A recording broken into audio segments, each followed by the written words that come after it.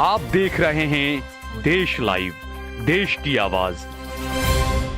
आदाब, नमस्कार, सत श्री अकाल। मैं सहल कुरैशी, देश लाइव में आपका स्वागत है।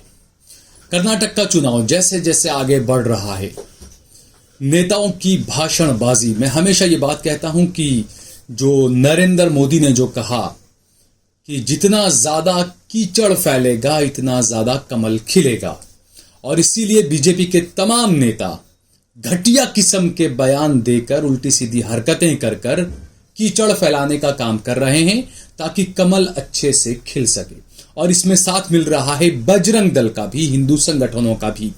कर्नाटक से जो खबरें आ रही है कि बीजेपी के एक एमएलए, उनका नाम भी मैं आपको बताऊंगा, और उन्होंने मुसलमानों को बाकायदा धमकी दी है कि अगर हिंदुओं के खिलाफ और भारत के खिलाफ अगर कुछ भी कहोगे तो मार दिए जाओगे, गोली मार दी जाएगी। ये बीजेपी के एक एमएलए का बयान एक रैली के दौरान आया है। दोस्तों, कितने खतरनाक मोड़ पर इस वक्त देश के लोकतंत्र को लाकर रख दिया है इस पार्टी ने, इस पार्टी के विधायकों ने, इस पार्टी के नेताओं ने, ये हम आपको इस खबर में बताएंगे।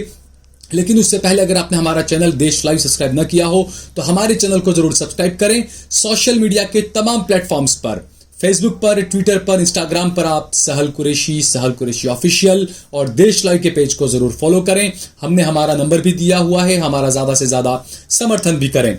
हम बात कर रहे हैं बीजेपी के एमएलए, कर्नाटक के हैं, उनका नाम है बसंत गौड़ा।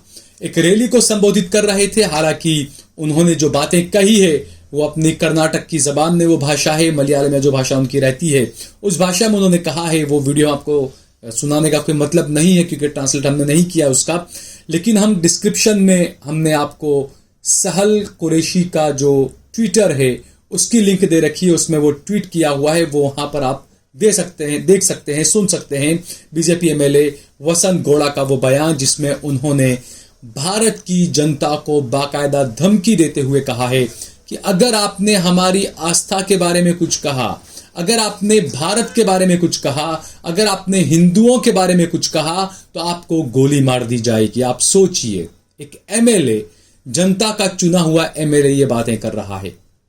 तो जो बातें, जो आरोप लगते थे कि बीजेपी के पास में हिंदू मुस्लिम करने के अलावा कोई मुद्दा नहीं है, वो इस बात से साबित हो रहा है। दोस्तों, बीजेपी यहां पर 5 साल सरकार में रही, ऐसा कोई काम क्या बीजेपी ने नहीं किया कि बीजेपी के एमएलए अपने मुख्यमंत्री को और अपने काम पर वोट मांग सके। वो वोट मांग रहे हैं ये दिखाकर कि आपने अगर हिंदुओं के साथ कुछ किया तो आपको गोली मार दी जाएगी।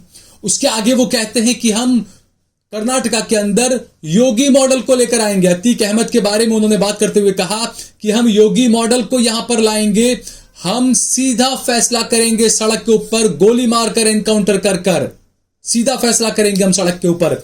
यह बीजेपी के एमएलए का कहना है। और यह भी कहा कि हम जेल नहीं भेजेंगे, सड़क पर ही हम सीधा इंसाफ कर देंगे, सड़क पर हम गोली मार देंगे, एनकाउंटर कर देंगे। यानी कि बीजेपी के एमएलए खुद ये मोहर लगा रहे हैं कि अतीक अहमद और अशरफ को योगी सरकार ने मारा था या मरवाया था। ये बीजेपी के एमएलए खुद इस बात पर मोहर लगा रहे हैं। दोस्तों, सुप्रीम कोर्ट में तो मामला चल ही रहा है अतीक अहमद का, कई सवाल पूछे हैं, लेकिन एक बीजेपी का एमएलए इस तरह के भाषण दे और उसके बाद भी उसके खिलाफ कोई कार्रवाई न हो, बड़ी हैरानी की बात है। जबकि दूसरी तरफ हमने देखा जो कांग्रेस के जो अध्यक्ष मल्लिकार्जुन खड़गे, उनके बेटे हैं प्रियांक खड़गे, उन्होंने नरेंद्र मोदी के खिलाफ एक भाषण दिया। क्योंकि नरेंद्र मोदी ने जब कहा कि मैं आपका बेटा हूं, आपका एक बेटा दिल्ली में बैठा है, आप फिक्र न करें, तो उन्होंने सिर्फ इतना कहा कि ये कैसा बेटा है, ये नालायक बेटा है। अब ये अमूमन ये आम भाषा में हम कहते हैं कि यार इसने तो कुछ किया ही नहीं, नालायक है ये नॉर्मली उन्होंने एक आम उस भाषा में कहा। लेकिन इस बात को लेकर बीजेपी जो है वो इलेक्शन कमीशन पहुंच गई, चुनाव आयोग में जाकर शिकायत कर दी उनके खिलाफ। हो सकता है कुछ कार्रवाई चुनाव आयोग करे, और होता यह है कि पिछली बार आजम खान वगैरह पर भी इस तरह की कार्रवाई की गई थी कि आपने कुछ ऐसा भाषण दिया तो आपको 2 दिन के लिए, 4 दिन के लिए चुनाव प्रचार पर आप पर प्रतिबंध लग जाता है। लेकिन ऐसा विपक्षी नेताओं के साथ ही क्यों होता है? बीजेपी के नेता कैसा भी बयान दे लें, उनके खिलाफ कुछ नहीं होता। आप सुनिए पहले खड़गे के जो बेटे हैं प्रियांक खड़गे, उन्होंने क्या कहा था मोदी के लिए, वो आप सुनिए पहले। ಮೊನ್ನೆ ನೀವು ಗುಲ್ಬರ್ಗಾಕ್ಕೆ ಬಂದಾಗ ನೀವು ಏನು ಹೇಳಿದ್ರಿ ಬಂಜಾರಾ ಸಮಾಜದವರಿಗೆ आप सब लोग डरिए मत, बंजारा का एक बेटा दिल्ली में बैठा है अंता। ऐसा नालायक बेटा तो कैसा होता भाई, घर कैसे चलेगा? हाँ, ಮತ್ತು ನಾವು ಅವ್ರಿಗೆ ಇವ್ರಿಗೆ ಅಂತಲ್ಲ, ಯಾರದೇ ಮಗ ನಾಲಾಯಕರಿದ್ರು ಮನೆ ನಡೆಸಲಿಕ್ಕಾಗಲ್ಲ, ಹೌದಾ ಇಲ್ಲ? ನಾವೇನು ಹೇಳ್ತಾ ಇದ್ದೀವಿ ಅಂದರೆ, ಇವರು ಬಂಜಾರ ಸಮಾಜದ ಏಕ್ ಬೇಟಾ ಹೇ ಅಂತ ಹೇಳ್ಬಿಟ್ಟು ರಿಸರ್ವೇಷನಲ್ಲಿ ಗೊಂದಲ ಮಾಡಿಬಿಟ್ರಲ್ಲಪ್ಪ. बंजारा समाजदवरिगे अन्याय आगिद्या आगिल्वा? तो देखा दोस्तों आपने, प्रियांक खड़गे कह रहे हैं, यही बात उन्होंने कही कि ऐसा कैसा बेटा है, ये नालायक बेटा है। यानी यही उनका कहने का ये कि भाई जब चुनाव होते हैं तो मोदी जी आ जाते हैं कि मैं आपका बेटा हूं, आपका भाई हूं, आपका ये हूं, उसके बाद वो गायब हो जाते हैं, उसके बाद में कोई पता नहीं रहता। लोग आज भी ढूंढ रहे हैं कि 2014 में जो कहा था कि 100 स्मार्ट सिटी बनाएंगे, वो 100 स्मार्ट सिटी कहां है, अब तक किसी को नहीं पता। गुजरात के लोग धोलेरा एयरपोर्ट का पिछले 20 साल से इंतजार कर रहे हैं, आज तक वो एयरपोर्ट कहां है, कैसा है, किसी को नहीं पता। तो ये चीजें होती है, तो इस तरह की वो भाषा थी या जो भी चीजें, तो उनके खिलाफ इलेक्शन कमीशन पहुंच गई है बीजेपी। लेकिन बीजेपी के एमएलए ने जो ये बयान दिया कि हम गोली मारेंगे, हमको जेल नहीं भेजेंगे, हम सड़क पर ही गोली मारकर एनकाउंटर कर फैसला कर देंगे, एमएलए ये बात कह रहे हैं। यानी ये बात सही है कि अब इस देश को कोर्ट की, कानून की, पुलिस की कोई जरूरत ही नहीं है, सीधे गोली से चलेगा सारा देश भाई। और जैसा मैंने बताया, इसमें पूरा साथ दे रहे हैं बजरंग दल के लोग। कुन्नूर से यह खबर आई कि बजरंग दल के लोग, माफ कीजिएगा, पुत्तूर से खबर आई कि अपनी एक हिंदू दोस्त के साथ में मोहम्मद फारिस घूमने गए, तो वहां पर बजरंग दल के लोगों ने उनको पकड़ा और उनको बहुत बुरे तरीके से पीटा, और फारिस फिलहाल अस्पताल में एडमिट है। फारिस की पिटाई की गई बजरंग दल के गुंडों की तरफ से, और बताया जा रहा है तकरीबन बजरंग दल के 50 गुंडों ने यह पिटाई की है फारिस की। उनकी गलती सिर्फ इतनी थी कि वो अपने एक हिंदू दोस्त के साथ में घूमने गए थे, और मारने के बाद उन्हें यह कहा गया कि अगर तूने पुलिस में कंप्लेन की तो फिर हम तुझे देख लेंगे। यानी मारा भी जा रहा है और धमकी भी दी जा रही है कि आप पुलिस में कंप्लेन न करें।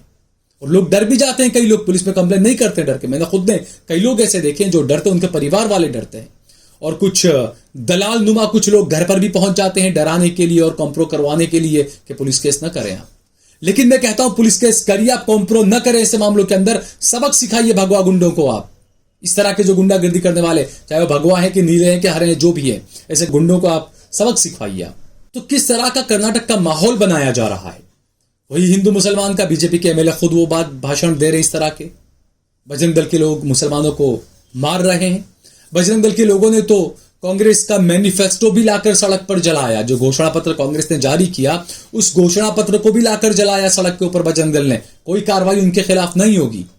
सैया मोहे कोतवाल तो भाई डर काहे का, यही चल रहा है इस देश के अंदर पिछले 7-8 सालों से। तो सवाल उठना लाजमी है। और दूसरी तरफ आप देखिए, जो विपक्षी नेता जो कहते हैं कि जितनी भी जो ये संस्थाएं हैं, आईडी है, ईडी है, जो है, इनकम टैक्स है, इन सब का इस्तेमाल विपक्षी नेताओं के खिलाफ ही हो रहा है। कर्नाटक में चुनाव चल रहे हैं, 10 तारीख को वोट डाले जाने हैं, महज 7 दिन बचे हुए हैं। लेकिन आज कर्नाटक में कांग्रेस के जो पुत्तूर से जो उम्मीदवार हैं अशोक राय, उनके भाई के घर पर इनकम टैक्स की छापेमारी की गई है।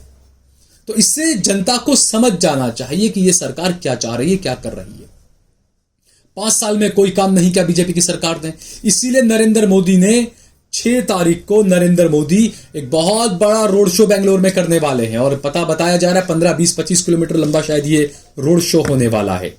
तो अगर कर्नाटक की बीजेपी की सरकार ने अगर इतना काम किया है, तो फिर नरेंद्र मोदी जी को इतना लंबा रोड शो करने की क्या जरूरत है, यह समझ से परे है। 35 किलोमीटर लंबा रोड शो नरेंद्र मोदी करने वाले हैं बेंगलोर के अंदर, क्योंकि जो सर्वे आए थे उस सर्वे में बताया गया कि जो अमूमन तो शहरी पार्टी मानी जाती है कि शहरों की पार्टी है बीजेपी, शहरों में वोट मिलते हैं, लेकिन जो सर्वे हमने भी अपने देश लाइव पर जो बताया था उसमें बताया गया था कि कर्नाटक के अंदर बीजेपी को 5 से 8 सीटें सिर्फ मिलेगी, और 15 से ज्यादा सीटें वहां की कांग्रेस जीत सकती है। तो इसी सर्वे का नतीजा इसको माना जाए कि नरेंद्र मोदी को 35 किलोमीटर लंबा रोड शो वहां पर करना पड़ रहा है। 6 मई के रोज नरेंद्र मोदी का 35 किलोमीटर लंबा रोड शो कर्नाटक में रखा गया है। और बाकी का काम तो उनके ये जो बयानवीर हैं, जिनको उन्होंने जिम्मेदारी सौंपी है कीचड़ फैलाने की ताकि कमल बहुत अच्छे से खिले, तो वो काम कमल को खिलाने के लिए कीचड़ फैलाने का काम बजरंग दल के लोग कर रहे हैं। इनकम टैक्स वगैरह को जो जिम्मेदारी दी गई है वो अपनी जिम्मेदारी निभा रहे हैं। और एमएलए साहब और बीजेपी के दूसरे नेता वो तो कीचड़ फैलाने में कोई कसर ही बाकी नहीं रख रहे। वो ये भूल गए, मोदी जी ने कहा था कि कीचड़ फैलाओ कि उससे कमल खिल सके, लेकिन ये तो कीचड़ की होली खेलने लग गए शायद मेरे ख्याल से। देश की जनता को ये तमाम चीजें बहुत बारीकी से समझनी चाहिए और देखना चाहिए कि आखिरकार इस देश में क्या हो रहा है, किस तरीके से हो रहा है। अगर आपको ये वीडियो पसंद आई हो तो इस पर कमेंट करें, इसे लाइक करें, इसे ज्यादा से ज्यादा शेयर करें। अगर आपने हमारा चैनल देश लाइव सब्सक्राइब न किया हो तो हमारे चैनल को जरूर सब्सक्राइब करें।